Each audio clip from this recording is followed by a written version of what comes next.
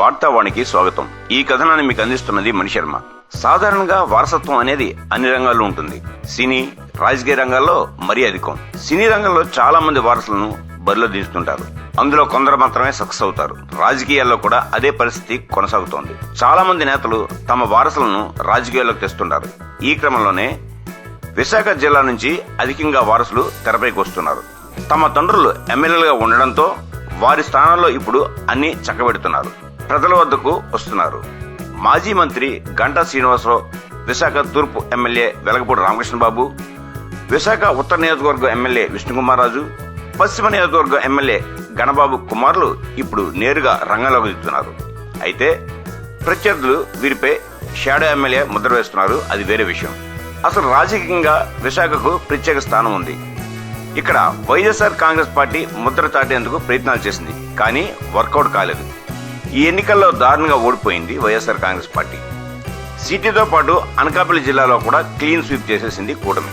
అయితే వచ్చే ఎన్నికల నాటికి చాలా మంది తమ వారసులను బరిలో దించాలని చూస్తున్నారు. ఇప్పటికే గ్రౌండ్ ప్రిపేర్ చేసుకుంటున్నారు.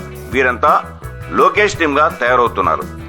వచ్చే ఎన్నికల్లో టీడీపీ తరఫున పోటీ చేసి ప్రజాప్రతినిధులుగా మారాలని భావిస్తున్నారు. ఈసారి భీముల నుంచి టీడీపీ అభ్యర్థిగా గెలిచారు గంటా శ్రీనివాసరావు. వచ్చే ఎన్నికల్లో ఆయన కుమారుడు రవితేజతో పోటీ చేయించాలని చూస్తున్నారు. ఇప్పటికే రవితేజ భీమిలి నియోజకవర్గంలో ప్రజలతో మమేకమై పనిచేస్తున్నారు.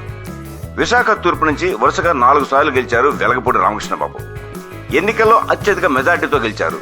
వచ్చే ఎన్నికల్లో తన కుమారుడు ప్రతాప్ ను బరిలోకి దించాలని యోచిస్తున్నారు. ప్రతాప్ సైతం నియోజకవర్గంలో ముమ్మరంగా పర్యటిస్తూ ప్రజలతో మమేకం అవుతున్నారు.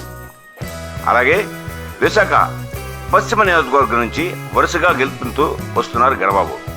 వచ్చే ఎన్నికల్లో ఆయన కుమారుడు మౌర్య పోటీ చేసేందుకు సన్నాహాలు చేసుకుంటున్నారు. నియోజకవర్గంలో గణబాబు కుటుంబానికి గట్టి పట్టు ఉంది.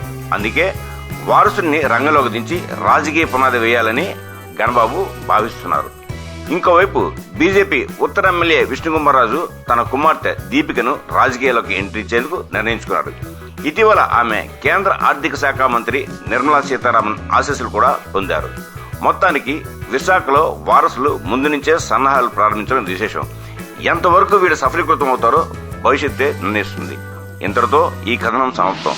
మా ఈ వీడియో మీకు నచ్చినట్టయితే మరిన్ని అప్డేట్స్ కోసం లైక్ చేయండి, షేర్ చేయండి, సబ్స్క్రైబ్ చేయండి.